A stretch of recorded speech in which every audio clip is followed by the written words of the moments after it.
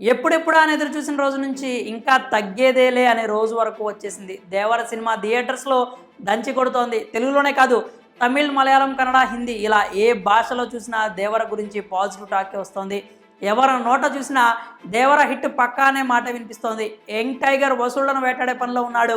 1000 కోట్లు పక్కా, అందులో డౌట్ లేదు. మాస్ కాదు, ఊర మాస్ జాతర జరుపుకుంటున్నారు తారక్ అభిమానులు. నిజమే, సినిమా సూపర్ హిట్. ఎన్టీఆర్ చెతక్ కొట్టేశాడు. ఫ్యాన్స్ కోరుకున్న మాస్ ఎలిమెంట్స్ను దేవరలో చూపించాడు. కానీ సినిమా బాగుండడం వెనుక కేవలం ఎన్టీఆర్ పాత్ర మాత్రమే లేదు, దర్శకుని కథ, సంగీత దర్శకుని క్రియేటివిటీ కూడా ఉంది. ముఖ్యంగా అనిరుద్ధ్ను మీడియా, సోషల్ మీడియాలో తెగ ప్రశంసిస్తున్నారు. ఎంతైనా అనిరుద్ధ్కు తమిళ సినిమాలపై ఉన్న ఇంట్రెస్ట్ తెలుగు సినిమాలపై లేదు. కోట్లలో పారితోషికం తీసుకుంటాడు కానీ సరైన న్యాయం చేయట్లేదు. తెలుగు ప్రేక్షకుల నమ్మకాన్ని కోల్పోతున్నాడు అనిరుద్ధ్.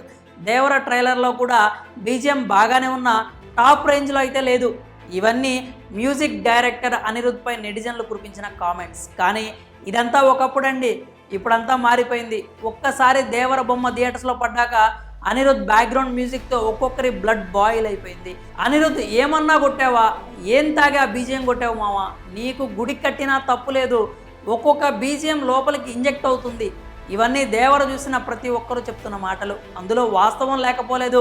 థియేటర్స్లో అనిరుద్ధ్ మాస్ మ్యూజిక్ కాన్సర్ట్ జరుగుతోంది. ఆ బ్యాక్గ్రౌండ్ మ్యూజిక్ ఒక్కొక్కరికి మెంటల్ ఎక్కుతోంది. ఎన్టీఆర్ ఎలివేషన్స్తో పాటు ఆ బ్యాక్గ్రౌండ్ మ్యూజిక్ కోసమైనా దేవర ఎన్నిసార్లు చూసినా తప్పులేదు. దేవర ఊచకొతకు సగం కారణం అనిరుద్ధ్ బ్యాక్గ్రౌండ్ మ్యూజిక్కే. దేవర దెబ్బతో అందరి నోర్లను మూయించేశాడు అనిరుద్ధ్. విమర్శించిన నోర్లే ఇప్పుడు అనిరుద్ధ్ను తెగ పొగిడేస్తున్నాయి. మొత్తానికి దేవరతో అటు కొరటాల శివతో పాటు ఇటు అనిరుద్ధ్ కూడా నిరూపించుకున్నాడు. రిలీజ్కు ముందు సినిమాను ఓ రేంజ్లో ఊహించిన ప్రేక్షకులకు అంతకు మించిన అనుభూతిని కలిగించారు. అటు మొదటి రోజు కలెక్షన్స్ విషయంలో కూడా దేవర రికార్డ్స్ క్రియేట్ చేసింది.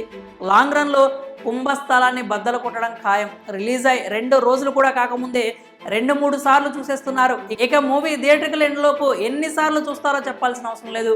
మొదటి పార్ట్కి ప్రేక్షకులు ఈ రేంజ్లో ఊగిపోతుంటే ఇక రెండో పార్ట్కి హైప్తో మొత్తం పోతారని నిస్సందేహంగా చెప్పొచ్చు. మరి దేవరలో అనిరుద్ధ్ బ్యాక్గ్రౌండ్ మ్యూజిక్పై మీ అభిప్రాయాలను కామెంట్స్ రూపంలో తెలియజేయండి.